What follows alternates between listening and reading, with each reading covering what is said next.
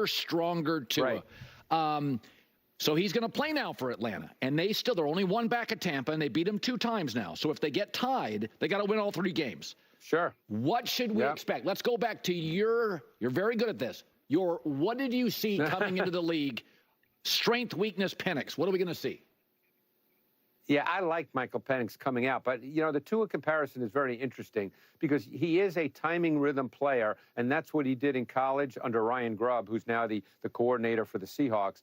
But Tua, to me, the strength of his, Penix, the strength of his game is the fact that he would drop back, get the ball out. And he had really good ball location. Yes. He was pretty consistent with it. Yes. He knew where to go with the ball. He does have a little bit of a low delivery at times, and we'll see how that plays out once he becomes a starter.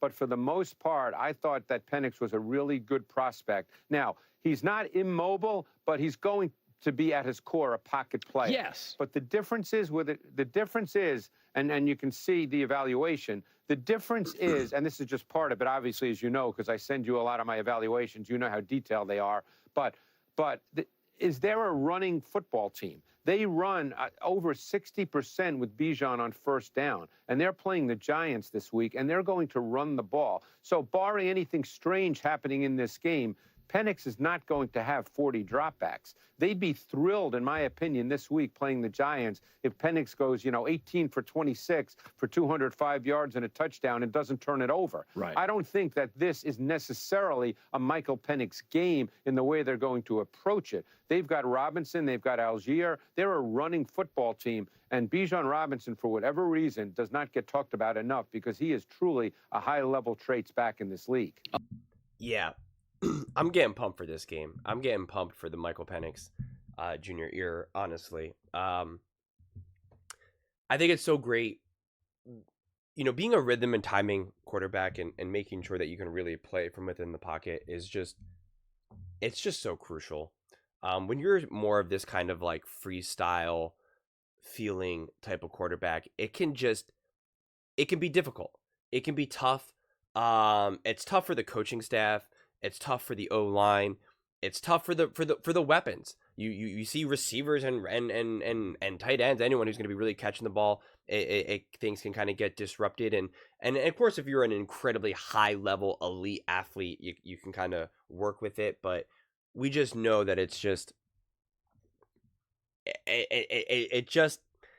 has a tendency to clog the offense, and clog what you're trying to do from a game plan perspective. And I love the analysis of him being, decisive and aggressive. Decisive progressions and aggressive. Because that balance is so important as well. Because sometimes when you're not decisive but you're aggressive, that's when you have a lot of those interceptions. And when you do have a lot of those turnovers, it's harder to troubleshoot. Because it's coming out of a place of either decisiveness or just confusion in general. And that's when you're kind of like, uh-oh. And Jordan Love is a perfect comparison. And I'm not saying that they're like, they're comps in terms of what they can achieve or their style of play, but in terms of that mentality where it's kind of like Jordan Love is very decisive but aggressive. And sometimes that can lead to turnovers, which I've already unpacked before. But as long as you're coachable and workable, you can find your way through. You can find your way of being like, hey, there's a time and a place to be this aggressive. Like, I see what you're looking at. I see the read. And you see it too. You know what you're trying to do here. And it's actually the right throw or the right read. But maybe at this point of the game, don't make that, right? Like, it just becomes more of a conversation. When you're uncomfortable, when you're indecisive, and you're not playing in a rhythm and timing, and things are just kind of more freestyle, then it's kind of just like, what the heck were you doing in this moment? And when you have to start off by saying, what were you doing in this moment? Now you have to explain, like you have to kind of like figure out like what was play actually, what was throw, and it just becomes so much harder to diagnose and resolve any potential issues. And of course, there's going to be issues. There's issues with every single quarterback in every single game. Otherwise, they wouldn't have to watch film. Otherwise, Patrick Mahomes, Josh Allen, none of them would have to. They would be like, oh, I already know how to play. I don't got to watch film. What do I need to watch film? I know what I do. I call a hike. I get my laces up and I throw it. Right? That's not what I do. I find the open receiver. We know it's obviously a lot more complicated than that.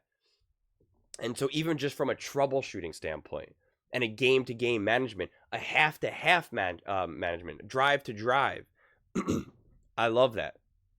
And sometimes you can be really decisive but not aggressive, and you can be a little too conservative. And I'm the type of person who actually favors a little bit more conservative, even though I'm in my own personal life, I'm a pretty aggressive person. But within reason, or not like aggressive in certain aspects of life.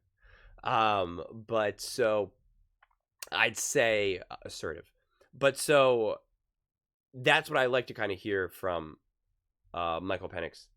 And I think it's hard to coach someone to be aggressive, to be assertive. It's very brutal in any aspect of life, whether it's football, whether it's acting, whether it's relationships, whether it's just emotional health. Like, it's very hard to make someone who's passive more assertive. It's a lot easier to turn someone who's assertive a little bit more passive. Way easier. And so for him to kind of already have that mentality, I think just bodes so well for not only himself and his own career, but of course of what the Atlanta Falcons are looking to do with this team moving forward. And, you know, the other point is that when you're decisive with some of your reads, the only danger is when you kind of have this balance of being decisive and aggressive, is sometimes you think that you can do things that you can't. And this is why a lot of Baker Mayfield fans hate me, because that's what I'll talk about. I'll talk about Baker thinks that he can do things that he can't. He gets like very confident, and he believes that he's like 6'7", 270, and just a monster of a quarterback. Like a literal cartoon quarterback. He just thinks that he can do things that he can't. And that's when he starts to fail. When he plays within the realm of his actual talents, he can be a pretty darn good quarterback. But he literally thinks that he is just beast mode. And that ends up hurting him. And that's what I'm actually really excited to see, kind of Michael Penix's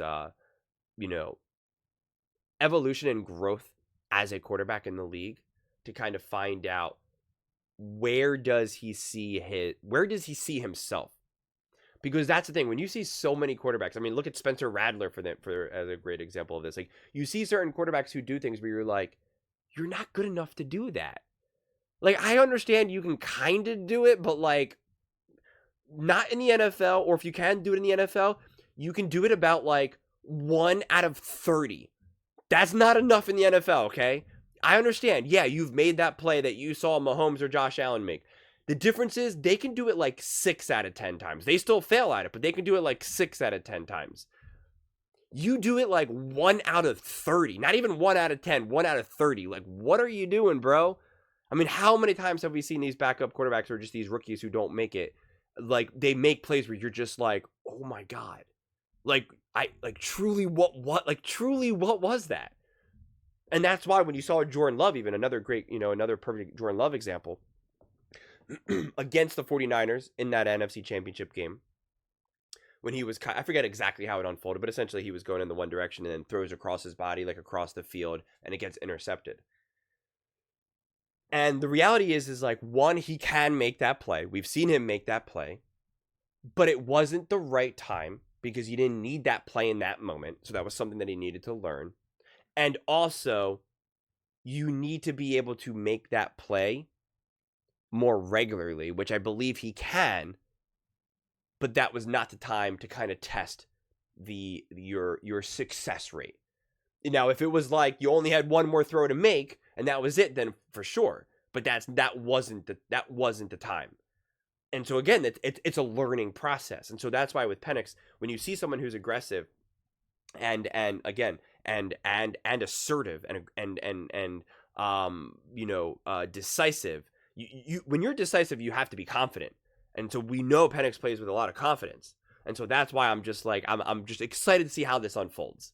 Honestly, like I just really am to see more what he looks like from the shoulders up within the NFL more than anything.